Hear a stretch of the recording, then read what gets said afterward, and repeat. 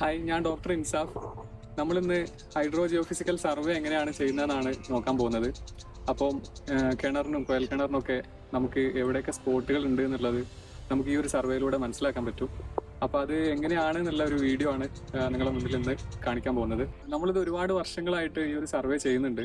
പക്ഷേ നമ്മൾ നേരിട്ട് ഒരു ഇൻസ്റ്റാഗ്രാമിലൂടെ ഒന്നും നമ്മൾ പബ്ലിസിറ്റി ഒന്നും കൊടുക്കാറില്ലായിരുന്നു. അപ്പോൾ ഇപ്പോൾ അടുത്ത് നമ്മളൊരു ഇൻസ്റ്റാഗ്രാം ചാനൽ തുടങ്ങിയിട്ടുണ്ടായിരുന്നു. അപ്പം ഒരുപാട് ആൾക്കാർ ചോദിക്കുന്നുണ്ട് ഇത് എങ്ങനെയാണ് ഇതുകൊണ്ട് വെള്ളം കണ്ടെത്തുന്നത്, എങ്ങനെയാണ് ഈ സർവേ ചെയ്യുന്നത് എന്നുള്ളത്. അപ്പം കുറച്ച് എക്സ്പേർട്ട് ആയിട്ടുള്ള ആൾക്കാർക്കൊക്കെ ചിലപ്പോൾ കുറച്ച് ഐഡിയകൾ ഉണ്ടാവും. എന്നാലും നോർമലായിട്ട് ഇത് കാണുന്ന ആൾക്കാർക്ക് ഇതിൻ്റെ ഒരു സയൻസ് എങ്ങനെയാണ് ഇതിൻ്റെ ബേസിക് ആയിട്ട് ഇത് വർക്ക് ചെയ്യുന്നതെന്നുള്ള അറിയുന്നുണ്ടാവില്ല. അപ്പോൾ ആ ഒരു ഡെമോൺസ്ട്രേഷനാണ് നമ്മളിവിടെ നിങ്ങൾക്ക് മുന്നിൽ കാണിക്കുന്നത്. ഓരോ സൈറ്റിൽ നമ്മൾ പല മെത്തേഡിലൂടെയാണ് നമ്മൾ സർവേ ചെയ്യുന്നത്. അപ്പം ഇവിടെ നമ്മൾ റെസിസ്റ്റിവിറ്റി സർവേ ആണ് ചെയ്യുന്നത്. അതായത് ഇലക്ട്രിക്കൽ റെസിസ്റ്റിവിറ്റി സർവേ ആണ് നമ്മളിവിടെ യൂസ് ചെയ്യുന്നത്. ഓരോ ടെറൈനിൽ നമ്മൾ പല മെഷീൻസ് യൂസ് ചെയ്യുന്നുണ്ട്. CRM20, CRM500 അങ്ങനെയുള്ള മെഷീൻസാണ് നമ്മൾ യൂസ് ചെയ്യുന്നത്. അപ്പോൾ ഇതിൻ്റെ ബേസിക് ആയിട്ടുള്ള ഒരു വർക്കിംഗ് എങ്ങനെയാണെന്ന് വെച്ച് കഴിഞ്ഞാൽ ഇതിൽ 2 കറണ്ട് ഇലക്ട്രോഡും 2 പൊട്ടൻഷ്യൽ ഇലക്ട്രോഡും ഉള്ളത്. അപ്പോൾ നമ്മൾ വ്യത്യസ്ത ഫ്രീക്വൻസിയിൽ നമ്മൾ കറണ്ട് ഭൂമിയിലൂടെ പാസ് ചെയ്യിപ്പിച്ചിട്ട് അതിന്റെ ഒരു പൊട്ടൻഷ്യലാണ് നമ്മൾ ശരിക്കും നോക്കുന്നത് ഇവിടെ. അതായത് ഭൂമിയിൽ പല ലെയറുകളായിട്ടാണ് നമുക്ക് ഈ ഫോർമേഷൻസ് ഉള്ളത്. മണ്ണ്, പാറ, അതേപോലെ തന്നെ വെള്ളമുള്ള പാറകൾ, ഡ്രൈ ക്രാക്കുകളുള്ള പാറകൾ, അങ്ങനെ പല രീതിയിലാണ് ഇത് ഫോർമേഷൻസ് ഭൂമിയിൽ ഉണ്ടാവുക. അപ്പം ഇവിടുത്തെ റെസിസ്റ്റൻസ് വാല്യൂ നോക്കിയിട്ടാണ് നമ്മൾ എന്ത് ചെയ്യുന്നത്, ഇവിടുത്തെ വെള്ളത്തിന്റെ അവൈലബിലിറ്റി ആയാലും ബാക്കി മണ്ണിന്റെയും സോയിലിന്റെയും സ്ട്രക്ചർ ആയാലും ഒക്കെ നമ്മൾ നോക്കിയിട്ട് പറഞ്ഞു തരുന്നത്. അപ്പം റെസിസ്റ്റിവിറ്റി വാല്യൂ വളരെ ലോ ആകുന്ന സ്ഥലത്ത് നമുക്ക് മനസ്സിലാക്കാം അവിടെ വെള്ളത്തിന്റെ പ്രസൻസ് ഉണ്ട്, അല്ലെങ്കിൽ ഒരു വെറ്റായിട്ടുള്ള ഒരു കണ്ടീഷൻ അവിടെ ഉണ്ട് എന്നുള്ളത്. ഇത് ഹൈ ആയിട്ട് പോവുകയാണെങ്കിൽ നമുക്ക് അവിടെ ഒരു ഡ്രൈ ക്രാക്ക് ആണ് അല്ലെങ്കിൽ നല്ല ഹാർഡ് റോക്ക് ടെറൈൻ ആണ് അവിടെ ഉള്ളത് എന്നുള്ളത് മനസ്സിലാക്കാൻ സാധിക്കും. അപ്പോൾ ഭൂമിയിലെ ഈ ഒരു പോറോസിറ്റിയും ഈ ഒരു പെർമിബിലിറ്റി ആയിട്ടുള്ള റോക്ക് സ്ട്രക്ചർ അല്ലെങ്കിൽ വെതേർഡ് ആയിട്ടുള്ള റോക്ക് ഫോർമേഷൻ, അതായത് വെള്ളം ട്രാപ്പ് ചെയ്യാൻ സാധ്യതയുള്ള പാറകൾ, അതൊക്കെ നോക്കിയിട്ടാണ് നമ്മളൊരു സ്ഥലത്തെ ഹൈഡ്രോ ജിയോഫിസിക്കൽ സർവേ അല്ലെങ്കിൽ ഗ്രൗണ്ട് വാട്ടർ എക്സ്പ്ലോറേഷൻ നമ്മൾ ചെയ്യുന്നത്. അപ്പോൾ നമ്മൾ ആ ഒരു പോയിന്റ് നമുക്ക് കിട്ടാൻ വേണ്ടിയിട്ട് നമ്മൾ 2 കറണ്ട് ഇലക്ട്രോഡും അതേപോലെ തന്നെ പൊട്ടൻഷ്യൽ ഇലക്ട്രോഡും നമ്മളിവിടെ വെച്ചിട്ടുണ്ട്. അപ്പം ഇതിൽ കറണ്ടിൻ്റെ വ്യത്യസ്ത ഫ്രീക്വൻസിയിൽ നമ്മൾ ഓരോ ലെയറിലൂടെയുള്ള റെസിസ്റ്റൻസ് വാല്യൂ ചെക്ക് ചെയ്യുമ്പോൾ ചില ലെയറുകളിൽ എത്തുന്ന സമയത്ത് നമുക്ക് റെസിസ്റ്റിവിറ്റി ലോ കാണിക്കുകയും അങ്ങനെയുള്ള പോയിന്റുകൾ നമ്മൾ കണ്ടുപിടിച്ചിട്ട് അത് എത്ര ഡെപ്തിലാന്നുള്ളത്, അതായത് ഇതിൻ്റെ സ്പേസിങ് നമ്മൾ കൂട്ടിയും കുറച്ചും കൊണ്ട് ഇത് എത്ര ഡെപ്തിലാണ് ആ ലെയർ വരുന്നത് നമുക്ക് ഐഡൻറ്റിഫൈ ചെയ്യാൻ പറ്റും. അതായത് ഇപ്പോൾ ഒരു നമുക്ക് ഇതിൻ്റെ റെസിസ്റ്റിവിറ്റി വാല്യൂ ഒരു 30 ohms മീറ്ററിൽ കുറവാണെങ്കിൽ നമുക്ക് അവിടെ നല്ല വെറ്റാന്ന് മനസ്സിലാക്കാം. അതേപോലെ തന്നെ ഒരു 100 ohm മീറ്ററിൽ കൂടുതലാണെങ്കിൽ നമുക്കത് കുറച്ച് ഡ്രൈ ആയിട്ടുള്ള ഏരിയ എന്ന് മനസ്സിലാക്കാം. അപ്പോൾ അതിൻ്റെ പാറയുടെ ടോപ്പ് ഭാഗത്താണോ ഈ വെള്ളത്തിൻ്റെ പ്രസൻസ് കൂടുതൽ കാണിക്കുന്നത്, അതല്ല നമുക്ക് പാറയിലേക്കാണ് കൂടുതൽ ലെയർ കാണിക്കുന്നത്, അത് ബേസ് ചെയ്തുകൊണ്ടാണ് നമുക്കൊരു സൈറ്റിൽ ഓപ്പൺ വെല്ലിനാണോ ബോർവെല്ലിനാണോ കൂടുതൽ സാധ്യത എന്നൊക്കെ നമ്മൾ മനസ്സിലാക്കുന്നത്. അപ്പോൾ നമ്മൾ ആ ഏരിയ ഒക്കെ സെറ്റ് ആക്കിയിട്ടുണ്ട്.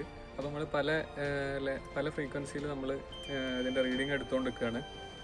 അപ്പം മൊത്തം നമുക്ക് അവിടുത്തെ റീഡിങ് വന്നതിന് ശേഷം നമ്മളത് സിസ്റ്റത്തിൽ കാണിച്ചു തരാം.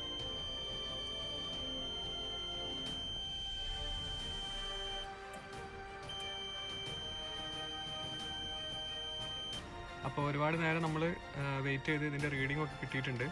അപ്പോൾ ഇതിൻ്റെ ഈ ഒരു റെസിസ്റ്റൻസ് വാല്യൂവും കാര്യങ്ങളൊക്കെ നമ്മൾ നോക്കി അത് നമ്മൾ സിസ്റ്റത്തിലേക്ക് എൻ്റർ ചെയ്ത് അവിടെ നമുക്കൊരു ഗ്രാഫിക്കൽ പിക്ചർ കിട്ടിയിട്ടുണ്ട്. അപ്പോൾ അവിടെ നമുക്ക് എത്ര ഡെപ്തിലാണ് വാട്ടർ പ്രസൻസ് ഉള്ളത്, അത് എത്രത്തോളം ഏരിയയിലേക്ക് ഉണ്ട്, എന്ത് തരം ഫോർമേഷനാണ് സോയിലിൻ്റെയും റോക്കിൻ്റെയൊക്കെ നമുക്ക് മനസ്സിലാക്കാൻ സാധിക്കും.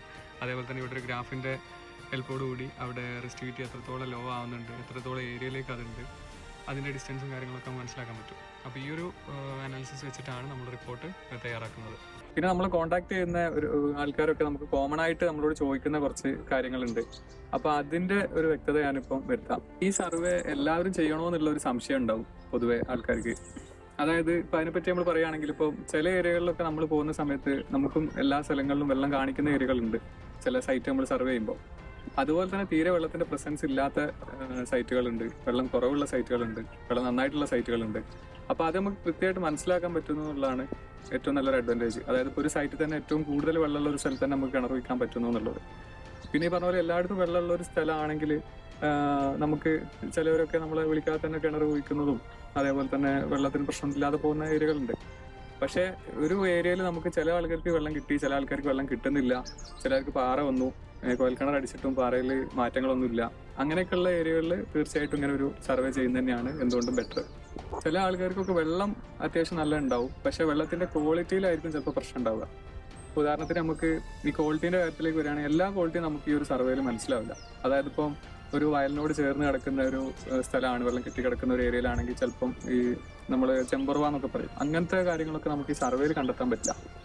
അതിന് നമ്മൾക്ക് നല്ല കുറച്ചും കൂടി മണ്ണ് ടൈറ്റായ ഏരിയ, കരഭൂമിയിലേക്ക് കിണർ മാറ്റി ചെയ്യാന്നുള്ളത് നമ്മളൊരു ലോജിക്കലായിട്ട് നമ്മളൊരു സൈറ്റ് കണ്ടിട്ട് ഒരു അഭിപ്രായം പറയാനേ നമുക്കത് പറ്റുള്ളൂ. ഈ സർവേയിൽ നമുക്കത് വ്യക്തമായിട്ട് മനസ്സിലാവില്ല.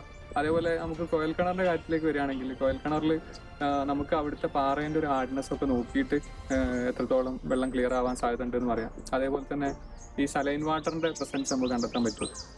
ചില മിനറൽ കണ്ടന്റ് അങ്ങനത്തെ കെമിക്കൽ അനാലിസിസ് ഒക്കെ നമുക്ക് കറക്റ്റായിട്ട് പിന്നെ കിട്ടില്ല. അത് നമ്മൾ അടിച്ചതിന് ശേഷം വെള്ളം ടെസ്റ്റ് ചെയ്ത് എന്താണ് വെള്ളത്തിൽ കൂടുതൽ കണ്ടന്റ് ഉള്ളത്, അതിന്റെ ഒരു ഫിൽട്രേഷൻ സംവിധാനം നമ്മൾ ഉപയോഗിക്കേണ്ടതായിട്ട് വരും. എല്ലാ ടെറൈനിലും ഈ ഒരു സർവേ പോസിബിൾ ആണോ എന്ന് ചോദിക്കുന്നവരുണ്ട്. അതായത് ഇപ്പൊ ചില സ്ഥലങ്ങളിൽ ഇപ്പൊ നല്ല ലൂസായിട്ട് കിടക്കുന്ന ഏരിയകളിൽ മണ്ണ് നന്നായിട്ട് ലൂസായിട്ടുള്ള ഏരിയയിൽ റീഡിങ്ങിന്റെ പ്രശ്നങ്ങൾ ഉണ്ടാവും. അതുപോലെ തന്നെ വളരെ വെറ്റായിട്ട് കിടക്കുന്ന, അല്ലെങ്കിൽ നമ്മൾ പ്രത്യേകിച്ച് ഈ മഴക്കാലങ്ങളിലൊക്കെ സർവേ ചെയ്യുമ്പോൾ പിന്നെ നമുക്ക് നല്ല വെറ്റായിട്ടുള്ള കണ്ടീഷനിലൊക്കെ ഈ റീഡിങ്ങിനെ ബാധിക്കും.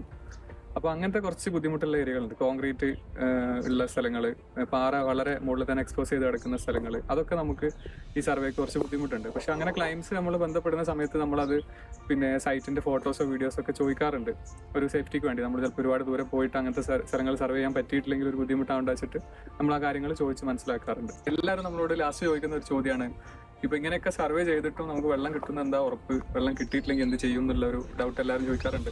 അതായത് നമ്മൾ ഒരു സർവേയും ചെയ്യാതെ നമ്മളൊരു ഐഡിയയിൽ ചെയ്യുന്നതിനേക്കാൾ എത്രയോ ബെറ്റർ ആണ് നമ്മൾ ഇങ്ങനെ ഒരു സർവേ ചെയ്തുകൊണ്ട് നമ്മളൊരു കിണറിലേക്ക്, അല്ലെങ്കിൽ നമ്മൾ ഏത് പ്രൊജക്റ്റ് ആണോ ചെയ്യാൻ പോകുന്നത് അതിലേക്ക് കിടക്കുന്നത് എന്നുള്ളത്.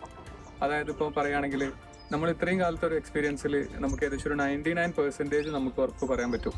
കാരണം എന്തുകൊണ്ടാണെന്ന് വെച്ച് കഴിഞ്ഞാൽ നമ്മൾ ഈ ഒരു റീഡിങ് ബേസ് ചെയ്തിട്ടാണല്ലോ റിപ്പോർട്ട് കാര്യങ്ങളൊക്കെ ഉണ്ടാകുന്നത്. അപ്പോൾ ഇതിന്റെ ഒരു എറർ പെർസെൻറ്റേജ് നമുക്ക് കാൽക്കുലേറ്റ് ചെയ്തുകൊണ്ട് നമുക്ക് നമ്മളെ സർവേ ചെയ്ത് കറക്റ്റ് ആണോ എന്നുള്ളത് നമുക്ക് ആദ്യം ഐഡന്റിഫൈ ചെയ്യാൻ പറ്റും. കിണർ കുഴിക്കുന്നതിന് മുന്നേ തന്നെ നമുക്ക് അവിടുത്തെ വാട്ടർ അവൈലബിലിറ്റി നമുക്ക് അത്രയും കൺഫേം ആണെങ്കിൽ മാത്രമാണ് നമ്മളത് ചെയ്യാൻ പറയുക. നമുക്കൊരു സ്ഥലത്ത് ഒരു പോസിറ്റീവായിട്ടുള്ള റിപ്പോർട്ട് കിട്ടുന്നില്ലെങ്കിൽ നമ്മൾ ആ പാർട്ടിനോട് ആ കാര്യങ്ങൾ തുറന്നു പറയും. അതായത് വെള്ളം കുറവുള്ള സ്ഥലങ്ങളാണെങ്കിലോ അല്ലെങ്കിൽ വെള്ളം തീരെ കിട്ടാനുള്ള സാധ്യത ഇല്ലെങ്കിലോ നമ്മൾ ആ കാര്യം പറയുന്നതോടുകൂടി നമുക്ക് അത്രയും കുഴിച്ചതിന് ശേഷമുള്ള ആ ഒരു കോസ്റ്റ് വരുന്ന ഒരു ലോസ് നമുക്ക് ഒഴിവാക്കാൻ പറ്റും. ഇനി ഗ്രൗണ്ട് വാട്ടറായിട്ട് റിലേറ്റ് ചെയ്തിട്ട് നിങ്ങൾക്ക് എന്ത് സംശയം ഉണ്ടെങ്കിലും നമ്മളെ വാട്സപ്പ് നമ്പറിൽ മെസ്സേജ് അയച്ചാൽ മതി. നമ്മൾ ഫ്രീ ഉള്ള പോലെ നോക്കിയിട്ട് റിപ്ലൈ തരുന്നതായിരിക്കും. അപ്പോൾ നമുക്കിനി അടുത്ത വീഡിയോയിലൂടെ വീണ്ടും കാണാം. അപ്പോൾ ഓക്കെ, താങ്ക് യു.